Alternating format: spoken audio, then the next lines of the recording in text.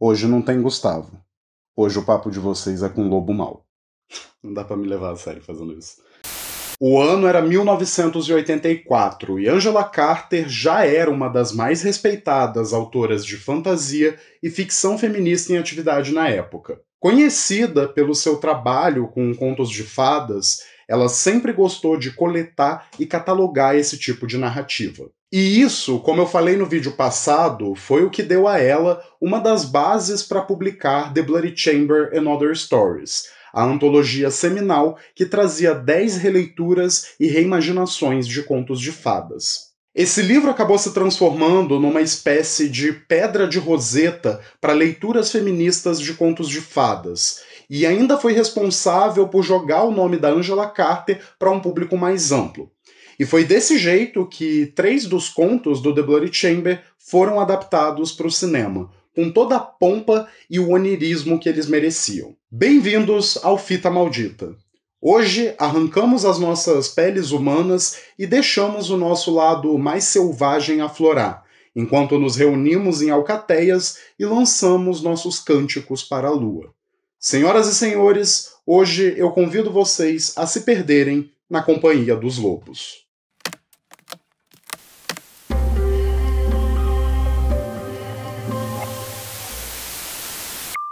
Bem, hoje é Dia das Bruxas, culminação desse projetinho que eu preparei aqui no canal sobre contos de fadas, e embora ainda tenha um vídeo para sair dessa leva, é um que vai demorar um pouquinho mais para ser lançado, porque, enfim, é um vídeo grande, eu confesso que eu dei muita sorte de ter fechado o mês justamente com esse filme. E parte do motivo pelo qual eu quis tanto tratar de contos de fadas aqui no canal se deve à própria Angela Carter. Só para contextualizar, eu descobri a autora no ano passado, em um momento particularmente esquisito da minha vida, um período em que eu estava me sentindo muito solitário, e por mais que esse sentimento ainda persista de um jeito ou de outro, os contos da autora me fizeram repensar sobre comunidade, sobre o monstruoso em todos nós e como isso pode nos dar um certo senso de pertencimento. E a minha porta de entrada para esse universo, antes mesmo do The Bloody Chamber, foi A Companhia dos Lobos, filme de 1984 dirigido por Neil Jordan, que coescreveu o roteiro ao lado da própria Angela Carter.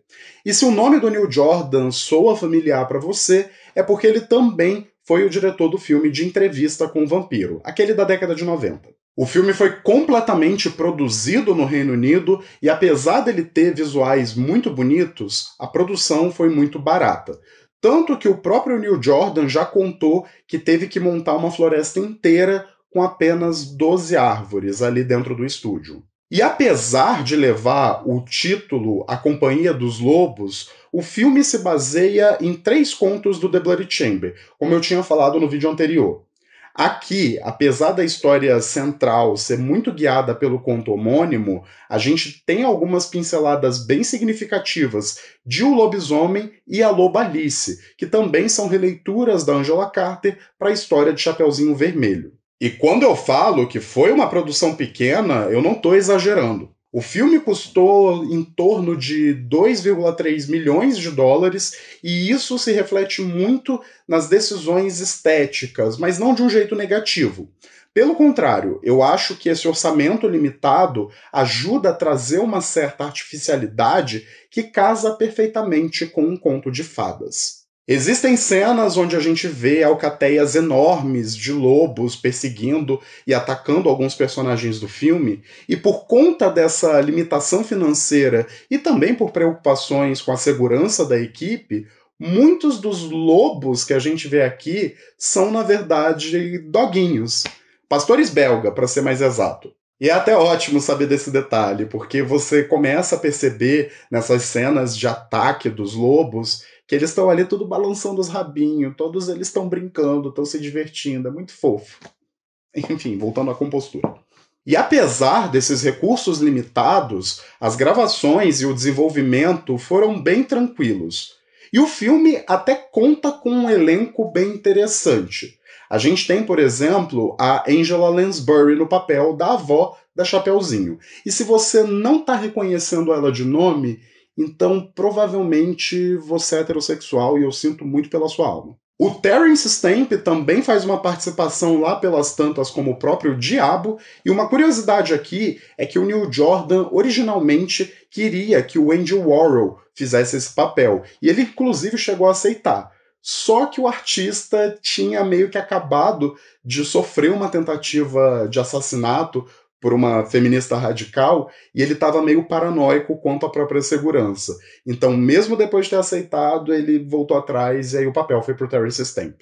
E já de cara, antes mesmo de falar do enredo, tem dois nomes que eu preciso exaltar, porque a gente normalmente só fala de diretor, de ator, de roteirista, quando vai falar ali da produção de um filme. E tem muita gente que acaba não recebendo esses louros, muitos profissionais que estão lá tão comprometidos em fazer aquele filme quanto, sei lá, o próprio diretor. No caso de A Companhia dos Lobos, é impossível a gente não mencionar todo o trabalho do George Fenton, que compôs a trilha sonora.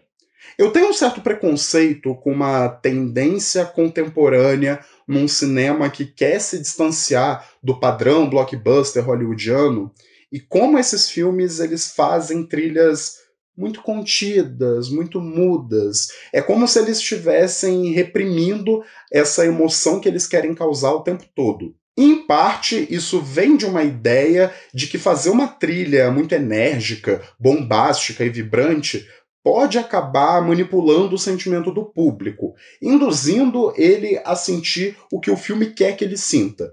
E muita gente vê isso como um truque barato, como uma encenação básica, mas, pelo menos na minha visão, há um propósito maior sendo posto em prática aí, especialmente em alguns casos.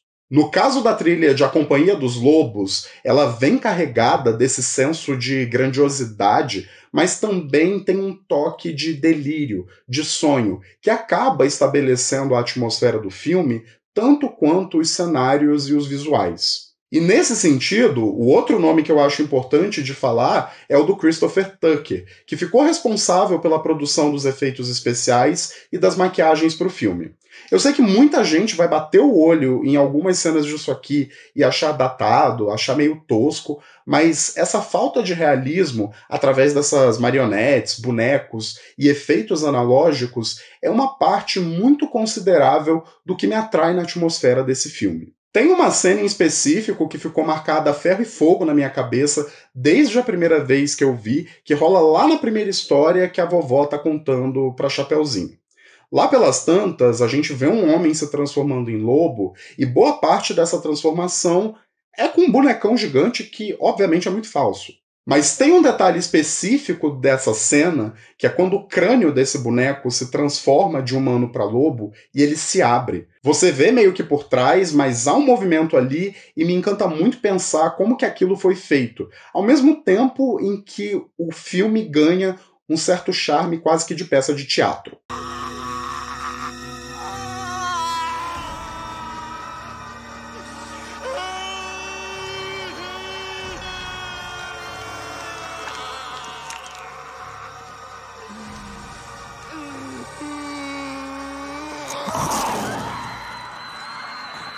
Mas vamos lá.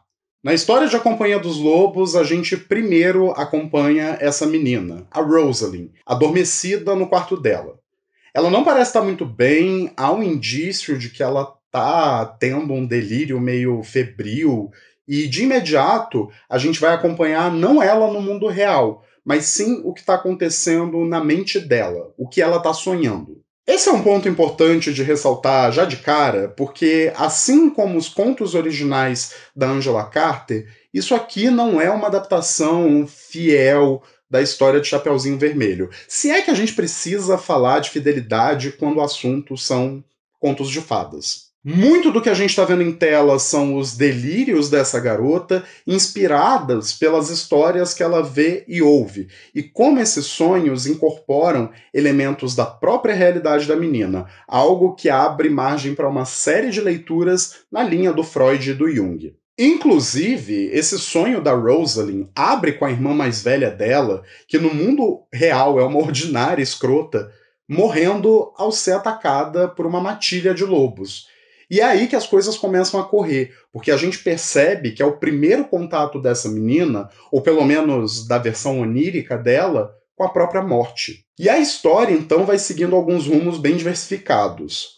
A gente vê, num primeiro plano, essa Rosalind que é como se fosse a Chapeuzinho Vermelho, tendo suas aventuras diárias, correndo de meninos feios, ouvindo as histórias de sua avó e até processando o luto e as mudanças que estão acontecendo dentro e fora dela. E num segundo plano, a gente tem várias narrativas sobre lobos que a princípio são contadas pela avó da Rosalind e depois que a própria menina conta para outros personagens. Essas histórias bebem muito daquelas micronarrativas que a gente tem no conto de A Companhia dos Lobos, e uma parte até bem interessante dessa lógica é a forma como ele vai inserindo diferentes perspectivas, ideais e nuances para essa mitologia dos lobos. A princípio, a gente vê histórias sórdidas e sádicas sobre lobos cruéis que atacam mulheres ou então vitimizam vilarejos inteiros.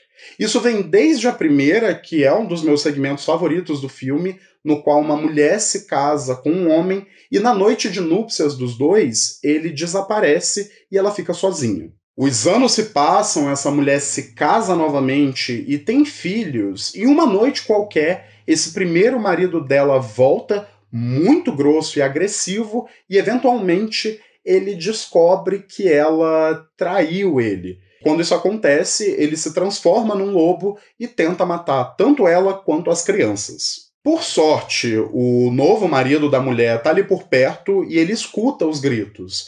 Ele então invade a casa e decepa a cabeça do lobo, que logo em seguida se transforma em uma cabeça humana. E a parte mais aterrorizante desse conto, pelo menos para mim, vem no momento em que a mulher tá ali chorando e ela fala sobre como aquele homem tá igualzinho ao dia em que eles se casaram. E logo em seguida, ela leva um tapa do marido atual. He looks just the same as the day I married him.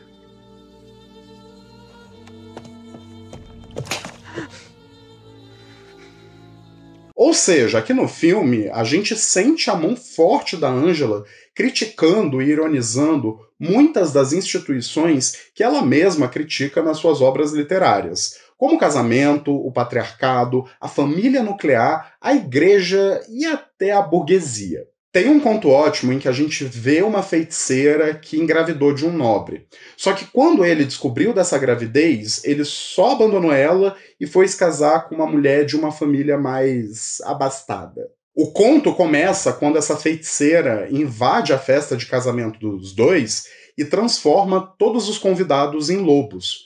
E ali a gente tem a imagem da mais pura selvageria, só que de um jeito meio cartunesco. Você tem esses grandes ricaços, cheios de maquiagem e perucas, virando animais irracionais, e no fim, nem parece que houve tanta mudança assim. E os servos desses nobres ainda aplaudem a feiticeira no final, provando que patrão bom é patrão morto, ou pelo menos transformado em lobo. Só que se você leu os contos da Angela Carter, você sabe que um ponto que ela liga diretamente com essa proliferação e transformação das histórias ao longo dos anos são justamente os conflitos geracionais. Em A Companhia dos Lobos, a gente tem muitas figuras femininas proeminentes, mas três se destacam, especialmente pela relação familiar que existe entre elas. É a Rosalind, sua mãe e sua avó. Essas três personagens estão sempre falando umas com as outras ou então sobre as outras. E você tem um forte senso de laço familiar sendo construído ali. Mas ao mesmo tempo, cada uma representa ideais e noções de seus próprios tempos. E às vezes, essas diferentes perspectivas e tradições podem causar uma espécie de choque direto. Não são poucas as vezes que a mãe da Rosalind faz pouco caso das histórias e das lições da avó. Tem momentos em que a própria Rosalind desobedece ativamente tanto a avó quanto a própria mãe, e ao mesmo tempo em que há um certo amor e um carinho muito grandes ali, não dá para negar que também existe um apreço pela rebeldia. E é aí que o filme arrebenta com tudo para mim. Porque ele vai fundo nesse sentimento de que tá tudo bem a gente ainda conservar um respeito e uma admiração pelos nossos ancestrais, pelos que vieram antes. Mas uma hora a gente tem que contar as nossas próprias histórias. E sendo uma história que, em sua forma mais pura, é um coming of age dessa garota, ainda que através de um sonho, o que a Companhia dos Lobos faz é mostrar que nesse processo de amadurecimento, Rosalind tem que abraçar até mesmo as coisas que a fazem selvagem, monstruosa, mesmo que isso indique uma ruptura com as suas raízes.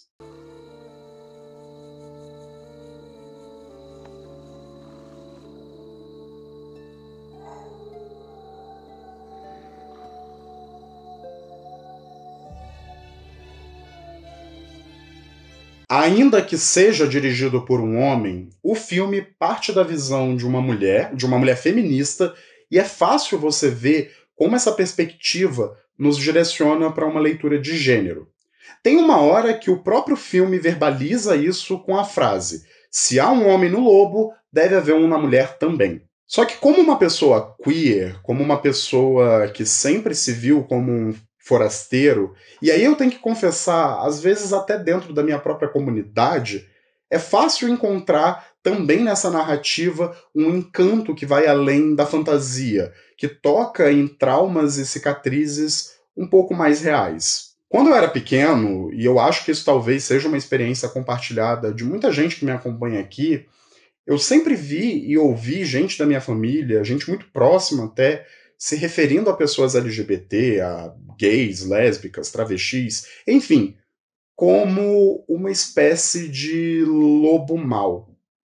Era sempre de uma forma meio cautelar, meio que partindo de um senso deturpado de proteção. Eu preciso te proteger, então fique longe dessas pessoas. E nesse sentido, você, que é uma criança queer, uma criança que não corresponde às normas aceitáveis de uma sociedade heteronormativa, você começa a se ver num papel terrível.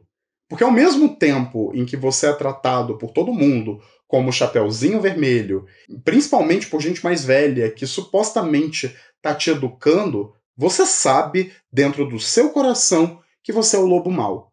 E que ninguém pode mudar isso. E antes de mais nada, eu só queria deixar claro que eu amo minha família. Eu já tive a oportunidade de falar essas coisas com eles, principalmente a parte da família que importa, e eu também reconheço que até mesmo essa visão, o preconceito de uma forma geral, é só uma réplica de uma réplica de uma réplica de um pensamento que às vezes a gente nem se questiona. E é por isso que eu sempre bato nessa tecla do quão importante é a gente resgatar histórias, mas não ceder a elas sem dúvidas, sem questionamentos, sem pensamento crítico. Porque senão essas histórias viram só maldições e elas nunca têm a chance de mudar, de se transformar. A Chapeuzinho Vermelho sempre vai sair como a coitada, mesmo quando ela não for, e o lobo mau nunca vai ter a chance de ser reconhecido como algo além de um monstro. Eu tô falando isso porque eu sei que tem pais e mães que me seguem aqui, ou então gente que, por algum motivo, pretende botar uma criança no mundo. E eu acho importante frisar: pensem bem nas histórias que vocês contam, não só para os seus filhos, mas principalmente para as que vocês contam para vocês mesmos. Ser um forasteiro da norma já não é algo fácil. E quando você cresce com a pressão de que qualquer outro forasteiro, que no fundo é igual a você, é uma pessoa ruim ou perigosa, você mesmo reprime sentimentos que vão desde um ódio internalizado a coisas muito piores. E eu sei do que eu tô falando aqui, porque durante muito tempo da minha vida eu me via como um impostor, como um lobo em pele de cordeiro. E foi muito tempo até eu conseguir processar esse sentimento, entender de onde ele vinha e como eu podia lidar com ele. E, sinceramente, é um trabalho que poderia ter sido evitado. Porque volta para tudo aquilo que eu tô falando direto aqui nesses vídeos que estão saindo esse mês. Essa noção de defender a criança como um ser puro, angelical, que ainda não foi corrompido pelos perigos do mundo, é uma construção social muito recente e que, apesar de ter tido suas vantagens, é claro, a gente não tem, ou pelo menos não deveria ter, criança trabalhando em fábrica, por exemplo, ainda assim conserva alguns perigos que muita gente nem sequer pensa. A gente parte em busca dessa defesa das crianças, vamos proteger a pureza, vamos proteger a inocência delas. E no fim das contas, nesse processo, se corrompe a vida, a esperança e a felicidade de uma pessoa que ainda está em formação, enquanto a cabeça dela se enche de preconceito e intolerância. E agora eu vou mandar um recado muito pessoal para você, gayzinho, sapa baby, pessoa trans em processo de transição, enfim, pessoa queer hipotética.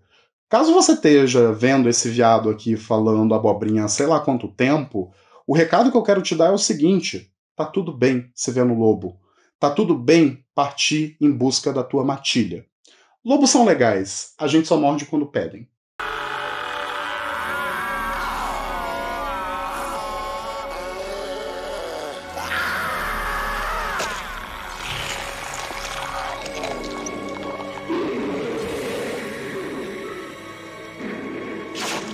Eu sei que eu fico meio emocionado falando desse filme, e a real é que assim, vamos fazer aqui uma digressão comigo. Se você perguntar pra qualquer cinéfilo qual é o filme favorito dele, mas assim, rápido, 5 minutos, não pode olhar no Letterboxd, você vai ver aquela pessoa, no mínimo, tendo um AVC e, no menos pior, uma combustão espontânea. Eu não tô criticando ninguém por isso e também não tô me colocando num pedestal de superioridade cinéfila. Primeiro porque e segundo porque eu realmente compreendo. Tem filme pra caralho no mundo e cada um vai reagir com suas sensibilidades a obras diferentes de formas muito diferentes. Mas se você me perguntar hoje, e talvez daqui a uns 20 anos, eu vou dizer sem medo. A Companhia dos Lobos é o meu filme favorito. E assim, eu nem tenho história de infância com esse filme, nem nada do tipo, definitivamente. No máximo, eu acho que devo ter visto uma propaganda dele na TV aberta, e olhe lá, porque eu nem sei se ele chegou a ser exibido na TV aberta aqui no Brasil. A Companhia dos Lobos, neste sábado, na sessão de gala. É um filme que eu teria amado assistir quando criança? Provavelmente.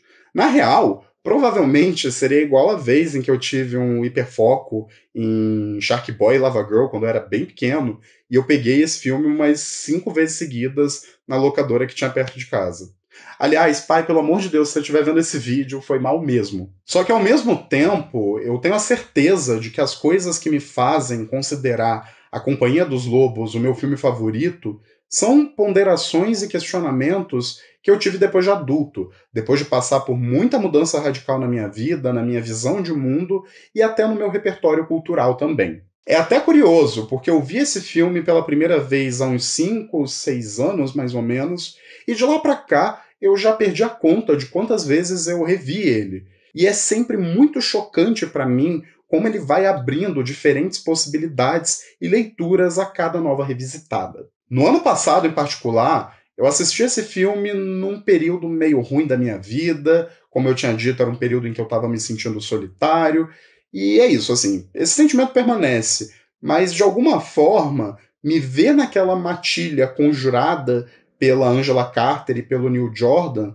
me despertou um sentimento muito bonito. Eu passei muito tempo da minha vida me sentindo como um lobo, escondido ali, só esperando o momento certo para atacar, como se a qualquer momento eu pudesse só perder o capuz vermelho da inocência e abraçar toda a violência que vem com essa minha condição. E ajudou muito ter encontrado outros lobos pelo caminho. Lobos solitários, lobos em conjunto, lobos cuja própria dor é compartilhada, seja através de uivos ou, sei lá, cigarros fumados às pressas na fila de uma balada. Demorou muito tempo, e até me dói dizer isso, para eu perceber que a palavra-chave aqui nesse filme não é lobos. Quero dizer, ainda é uma história sobre seres licântropos, mas o cerne, a raiz dessa narrativa é o senso de pertencimento, é a comunidade que a gente cria reconhecendo e amando o lobo que há nos outros. Porque é só assim que a gente consegue se libertar e enxergar quem está bem na nossa frente como um igual. No fim, a palavra-chave não é lobos, é companhia. Who's come to sing us carols then? Only my companions, darling. I love the company of wolves. Me toca muito, em toda a história da Rosalind no filme, o segmento final em que ela mesma encontra um lobo, um ser ardiloso, que não perde tempo em ir para casa da avó e matar a velha, numa cena, inclusive, que eu acho muito simbólica visualmente, porque a avó ela meio que se despedaça como uma boneca de porcelana. Esse segmento termina com a Rosalind ferindo o lobo, de certa forma, e ele começa a chorar. Ela fica com pena da condição dele ali e começa a contar uma história. Uma história, por sinal, que tem muito a ver com aquele conto A Lobalice. E no fim, os dois meio que fazem as pazes, reconhecendo tanto a humanidade quanto a selvageria que existe dentro do outro. Essa história tem 2 finais, e os 2 finais são muito simbólicos.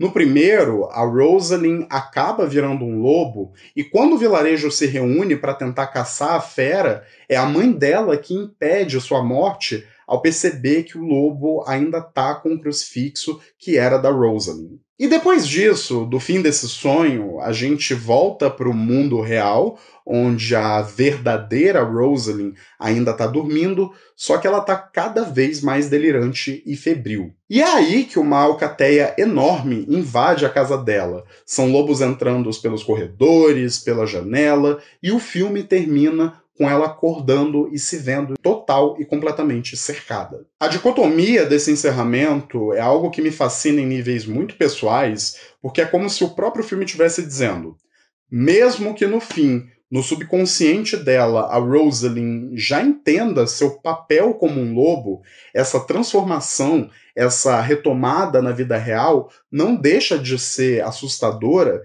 e, por vezes, até violenta. E nós, eu acho que toda a minoria, mas nesse caso eu estou falando especificamente da minha vivência enquanto uma pessoa queer, a gente sabe exatamente o ponto em que essa mudança começa e a gente sabe mais ainda os impactos que essa violência traz para a nossa vida. Seja ela uma violência que surge de fora para dentro ou, em alguns casos, até pior, de dentro para fora. Mesmo através da fantasia, a Companhia dos Lobos retrata tudo isso de uma forma tão brutal, e eu acho que as próprias transformações dos lobos dão conta do recado.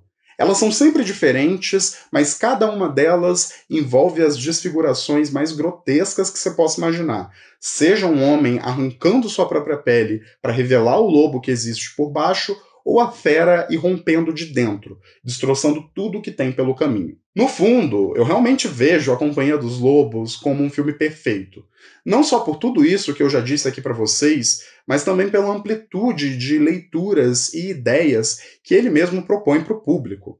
Tem sido cada vez mais difícil encontrar obras que se aproveitam dessa multiplicidade, e esse filme é um prato cheio para isso, inclusive na forma como ele demonstra uma diversidade de monstruosidades. E no fim mesmo, o maior conto cautelar que Angela Carter poderia deixar para mim é que toda a história merece ser contada sim, mas é necessário a gente pensar sobre como a gente replica essas histórias, como a gente lança elas para o mundo.